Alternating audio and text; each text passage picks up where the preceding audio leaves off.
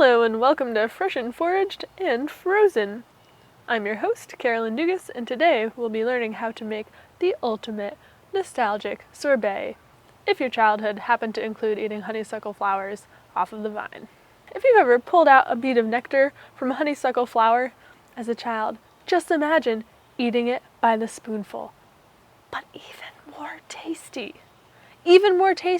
by infusing the flowers into the sorbet base, also known as water. We can shovel this sweet honeysuckle scent right into our faces instead of having to hunt out the nectar like some kind of bug. The first time I made and tasted this honeysuckle sorbet, it was as if my soul was awash in the waves of nostalgia for a flower-filled youth that only exists in my dreams.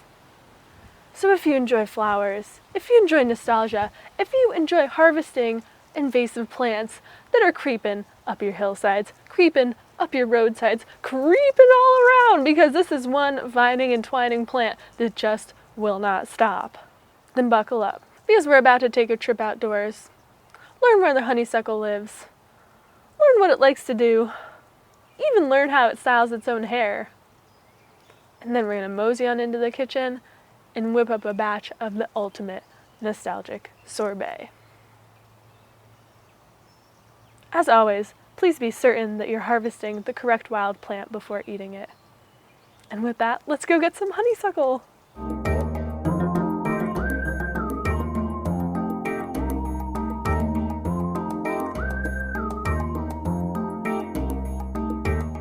Alrighty, let's get botanizing.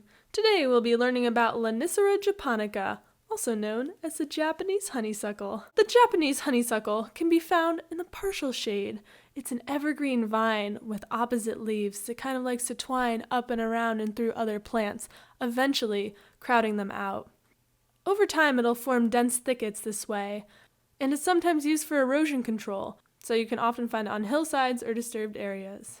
Its most distinctive feature is probably its strongly scented blooms. They change from white to orange as they mature, or some people will say from silver to gold. Now it has 5 petals that are fused or united in one tube, kind of like the beloved 90s boy band hairstyle, with 4 petals slicked back up top and 1 petal down below, kind of like a goatee. But unlike boy band members, these flowers have 5 stamens coming out of their mouths. They'll flower late in spring to early summer, and they really are a flower that you smell before you see. They have such a beautiful and strong scent that kind of pulls you forward. It'll draw you into the thicket. And beware, don't get tangled into the Japanese honeysuckle, because you could be converted into a 90s boy band member too. Although some people say the blooms are best harvested under the light of the full moon with the object of your affections, I've found that it's perfectly fine to harvest them during the day. I like to go for a mix of orange and white blooms as well as some clipped buds. And I like to use a mix of blooms, mostly because that's what's there. I've found different methods effective for harvesting the different colors of flowers. For the orange flowers, they're on their way out. So you can just give them a little pluck, put them in the jar, and call it a day. But with the white flowers and the white buds, I really like to clip them at the base so that you don't get the bitter green part at the bottom. So again, for orange flowers, you can just pull them and pluck them, and use your thumbnail to clip the white flowers and the buds. As I always say, keep your thumbnail sharp. It helps with harvesting. Now for this recipe, you're going to need about 3 cups of honeysuckle blooms, and let me tell you, it is going to take a while to collect them. So bring out your friends, bring out your neighbors, bring out any small children, and lure them in with the promise of a multi-dimensional honeysuckle sorbet. And before you know it, you'll have a jar full of honeysuckles. Alrighty, let's get honeysuckling. So first off, we're going to make a simple syrup using 1/2 cup of boiling water and 3/4 cup of sugar. And we're going to give that sugar a good little stir until it dissolves, and then we're going to cool it down with 3 cups of cold water. Now the reason that we're doing this is so that we can make a cold infusion for the honeysuckle, as opposed to a hot infusion where we would put the flowers directly into boiling or very hot water.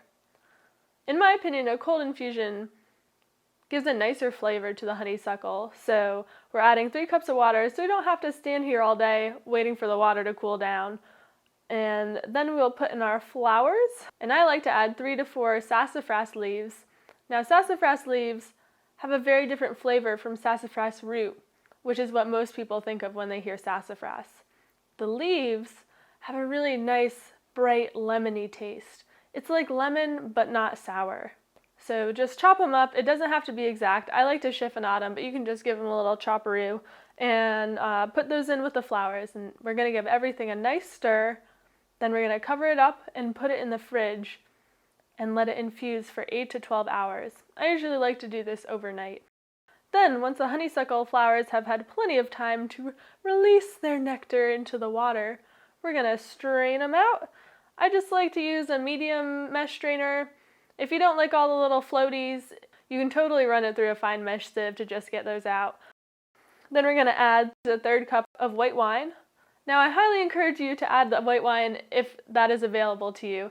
It's not going to make for a boozy sorbet at all. That is not the point. So we add a little bit of wine to add some alcohol content because alcohol doesn't freeze and it will help make a softer sorbet.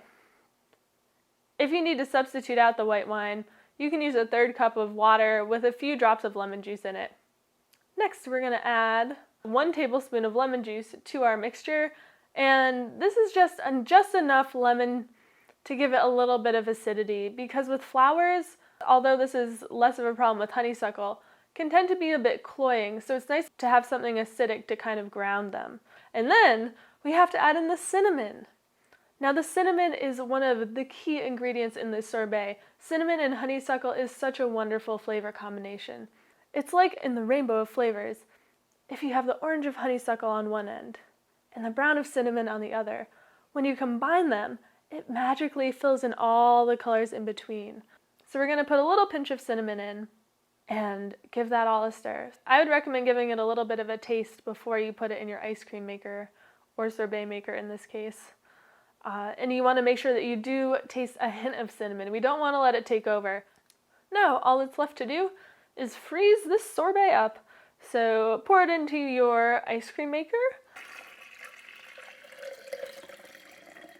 and then run it according to your manufacturer's directions.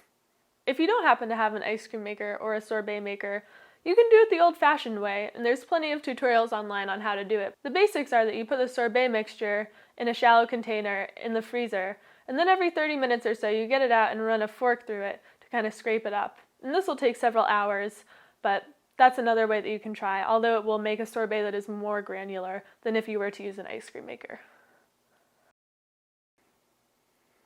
Let's give this a little taste, see how it turned out. A nostalgic, invasive sorbet at its finest. Thanks for tuning in, and let us know in the comments what you think of this nostalgic sorbet. Did it give you a little nostalgia? Have you ever even tried a honeysuckle flower? Did it give you nostalgia for something you've never even tried before? Let us know.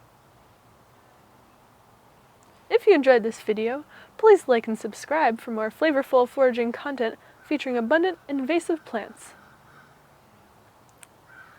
Happy foraging!